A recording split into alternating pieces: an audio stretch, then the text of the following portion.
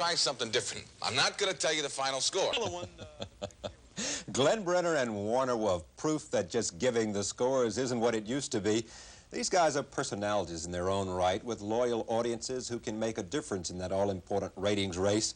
Warner's in our New York studio right now where he goes to the video for our affiliate, WCBS-TV, which is our owned and operated station, CBS. And Glenn's here in action in Washington where he's on WDVM-TV. Warner, when I look at that, I guess the question that we all want to ask, is it an act or is it journalism, and does it make a difference? Well, first of all, in fact, I wrote a book. It's called Give Me a Break. Which I have in front of me. There's a plug. Oh, that's great. And in the book, I say, look, I've never said I'm a journalist. So people say you're not a journalist. I never said I was. So what are you? Same as you. I don't know how Glenn feels, but I've always felt and have no bones about it, and I am a performer. If you are on television, you are performing. You are an entertainer. You are performing, you are a performer. But if you are a sportscaster, you also have to inform. Now, I've always felt that sports is fun. Hey, tell them what's going on, show them what's going on. But who says you can't make it fun? Sports is fun. I've always felt that sports and the weather are the only chance for comic relief in a terrible world of terrible events in the news. And so, hey, entertain, I don't see anything wrong with it. Glenn Brenner? I'd have to agree with Warner to a certain extent. The label journalist is a label newspaper guys who aren't working on TV like to lay on people who will make a living in TV. They're not a journalist. Well, tell me what a journalist is, and I'll tell you whether I'm one or not, because I really don't know the definition of that. So if you can define journalism, I can tell you, and I'm not being a wise guy about it, I don't know exactly what it is. To me, it's always been a synonym in our field for boring. You know, a guy that isn't funny, that isn't entertaining, he's a journalist. Well, there is a difference in good journalism, which is practiced by a lot of people in sports and in news. And on the other hand, people who, in a sense, entertain. There is a difference, I think, in journalism and entertainment. Don't you make that difference, Warner? All right. I have always felt journalism, writers, writing journalism. They are journalists. Some are better than others. They're not performing because you can't see them. They are not performers. But if you're on television, newsman, weatherman, sportsman, music critic, whatever, you are performing. Well, therefore, you are a performer. We don't see Rather or Brokaw or Jennings laughing about the news or engaged in a kind of give and take about the serious events of the day. No, but they are performers. They are television performers. They're performing on television. But I think go ahead. But it is a serious nature what they do. Sportscasting, in my opinion, hey, it's fun. This is fun. Now, I'm not saying, look, you have to be responsible. You have to take the work serious, but you don't have to take yourself serious. You have to be informative. You have to tell them what's going on, and you have to know what's going on because there's too many people out in the audience that know what's going on. And if you don't know what's going on, you're not going to be on the air. But if you know what's going on and you've done your homework and you paid your dues, you have a right to entertain. I think it's fun. Look, I'm saying this is for me. I've seen Glenn, and I think it's for him, too. Doesn't have to be for everybody. If you don't want to entertain and have fun, don't do it. I'm just saying this is the way I do it. It works for me. I want to let Glenn jump in. Go ahead. All right. Basically, I think Warner and I, we do a different act, for lack of a better term, but our philosophy is the same. Every news director I ever worked for in television said to me, look, here it is in black and white. 75% of your audience really doesn't care that much about what you have to say. 25% does. My philosophy has been, why just cater to 25% of you people and alienate 3/4 of them? Why not provide the basic information for the hardcore fans and keep the other 75% entertained? As long as we are a news program, you have an obligation to present the information. So, all right. Well, give the scores to the people who want the scores. Let me ask either of you a question. You don't want to see a local or a network anchorman doing the news with the same kind of performance that you have, right? Well, we're not talking about three-car accidents. Okay. Right, that's serious business. All right, I just want to make that distinction. Oh, sure. Can you do your act on the network? I mean, I know you do CBS morning Friday. Absolutely. Every Friday morning at 7:42 a.m. And the great thing to me, when Van Gordon Sauter asked me to do it, I was hesitant. I said, oh, wait a minute, you're going to try and change me like the other network? Yeah. No. We want you to do on the CBS Morning News Friday mornings, exactly what you do in New York City on the 6 and 11 o'clock news. I said, sold. I said, you mean I can say, boom, let's go to the videotape, boo of the week, swish, give me a break? He said, absolutely. But you're only on CBS Morning, what, once a week or?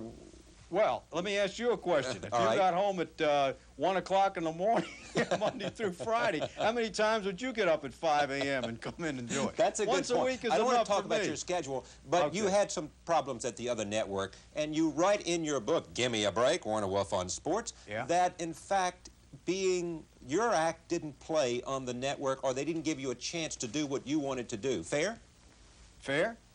So you Absolutely. And I agree. Why not? Why not? Well, first of all, I think you should ask them. I think that would be fair. For me to say it's just my opinion. But, you know, I can only do it one way. This is the way I do it. If it wasn't compatible with them, hey, it's their place. It's not for me to say that they should change their place and cater to me, but this is the way I do it. Okay, I got to go to the break. You couldn't do what you do on the network, could you? I mean, you could do it, but there'd be some resistance. Well, that's an interesting question. The thing with the network is, when someone tunes into a local news program, they're tuning in for a full 2 hours or a full hour of local news. They're not necessarily turning in for the sports. When someone watches CBS Sports on the weekend, that's a sports fan. So the ratio that I talked about, the 75-25 thing, turns the other way. Maybe you got 25% casual viewers and 75% hardcore fans. No, in that instance, no. You can't. I don't think you can do that unless you're on enough. If Warner was just to go on for one day a week, or I was just to go on for 1 day a week, it would take years for people to get used to us. And I don't think, you know what I'm saying, Warner? Yeah, I know what you're saying. And so in that format, you can't go on and be light about it, because these are the hardcore sport fans. It's like the people that buy the newspaper in the morning that turn to the sports page. They're sports, they just want to know sports. They don't want jokes, they don't want outtakes, they don't want anything but the sports news. They want to know what the score was and what Gibbs said the next morning.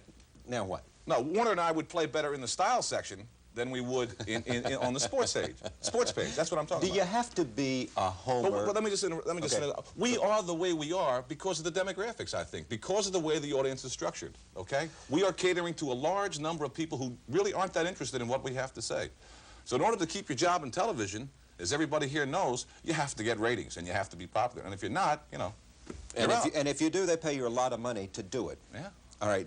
Do you have to be a homer? Do you have to be a cheering section for the home team, for the Redskins in Washington, for the Yankees, or for the Giants in New York? Warner?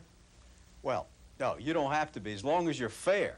But let me say this, obviously, our job is easier if the Giants here in New York, or the Giants, Jets, and Yankees win, and we can come on and say, hey, way to go. It's a lot easier than say, oh, the boo of the week goes to the Giants. And that's the way it is. But you got to be fair. I mean, you got to show both sides. Where can you become, if you're working in a town, like Warner worked in Washington for a long time, he's in New York a long time now, if you come on the air every night and seem... The Redskins are awful. No. If you seem dispassionate, if you seem totally indifferent toward the team, which is the opposite of being a homer, right? And they're going to say, what's the deal with this guy? Doesn't he care about the teams in his town? Right. Yeah. So I don't go on there with pom-poms and you know, waving a flag, okay? But by the same token, my life is a lot easier when the Redskins win. So therefore, I'd like to see the Redskins win. But that doesn't mean you can't flip the coin and say, hey, when they stunk, they stunk. And be honest and fair about it. Yeah. So the homer business is... I don't think either one of us are to the point where we're jumping up and banging our shoe on the desk, pulling for the Giants or the Redskins to win. But I don't think, you know, we dodge the issues or the critical points with the games.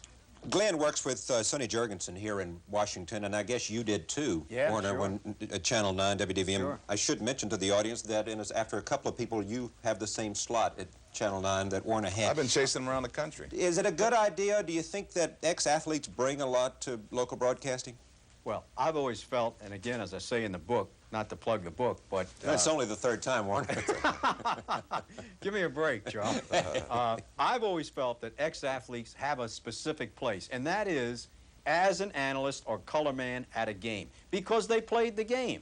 I can't tell you what it was like to play the game on a professional level. He can. I always thought it was fun doing play-by-play and saying, all right, now wait a minute, Sonny, on third down when you were sacked, what was it like going to the bench knowing you had to wait for the team to get the ball again? Only an ex-athlete can tell you that. However, you don't see many ex-athletes doing the 6 and 11 o'clock news simply because they haven't been trained to do it. While we were working in the Bush leagues, Glenn and myself, working our way up from the minor leagues, talking about small stations, this guy, the ex-athlete, was playing ball. Yeah. When did you know you wanted to be a sportscaster? Me? Yeah. 7 years old. Really? I was going to, you know, when I was growing up, there was no television. You listened to I'm radio. a little older than Glenn. It was only radio. And I knew I was going to be 55. on. I knew I was going to be on radio. What influenced you? How did you become? My father and I used to listen to the Friday night fights with Don Dunphy on the radio. And we actually used to score the fights from listening to it. I knew I was going to be a radio sportscaster. I used to listen to Bill Stern, Harry Wismer, Ted Husing. And that was it growing up. I used to buy Ring magazine. By the time I was 10, for sure, while other guys said we're going to be doctor, lawyer, dentist, I was going to be a sportscaster. Kids used to laugh. Who's a sportscaster? You know. Well, that's it. You know When did you know? You know when I knew I was going to become a sportscaster? I should mention to this audience that this guy sitting next to me is a former athlete, minor league baseball player. I knew I was going to be a sportscaster 6 months after I had the job. Because you loved it? No, 6 months after I had the job. That's what I'm I was saying. trying to get a job as a newsman, and I had been in sports all my life as a player. Right. Okay, from 4 years old through high school, went to college on a basketball scholarship, and then signed with the Mets out of college. And I knew, but by the time I got out of sports, I was fed up with it. So I went into news. I did news on the radio for 3 or 4 years, and I wanted a TV news job. I wanted to be Dan Rather. Right. There already was one, but I mean, the only opening at the Stevie station in Huntington, West Virginia. At the TV station? TV station was for a sportscasting, all right? Yeah. So I said, look, I'll take this job till something opens up in news. So I did the job for 6 months. Hey, I like this. I know something about it. It pays pretty well. Why not? And something I can have fun with. Did you know then that you had to develop an act, that you had to be funny and unique and special? No. I don't do an act, okay? And that's not to say that, you know, there's anything wrong with doing an act. It's certainly done well by Warner Wolf. Yeah. But I'm the same on the air as I'm off the air. As close as you can be. I mean, my language may be a little more graphic off the air, but I mean, I'm basically the same person all the time. I don't have an act. So what I do is just me, okay? Yeah. So I didn't cultivate any kind of special thing. I mean, this is the way I am. Did you cultivate it, Warner? Well, I was on radio 8 years before I was ever on television. And I think people who haven't been on radio have missed an awful lot. I did the same things I do on television that I did on radio. Give me a break, boo of the week. Of course, I didn't say, let's go to the videotape. But that was, you know, just real life. Is it possible to get too close to the people in sports because you're there every day? Yes. Yes, absolutely. Yeah. I think I'm too close to Sugar Ray Leonard, and I think I'm too close to some of the Redskins. I have trouble, you know, saying what I should say about them in certain situations. I go ahead and do it, but I'm hesitant. I mean, at the typewriter, I hate to do this because I'm friends with them. You know? You find the same thing, Warner? Absolutely. In fact, I have a rule. I just don't socialize with them. Nice guys, always polite to them, courteous when I see them. You can't socialize with players or coaches. Otherwise, you're going to compromise your own position.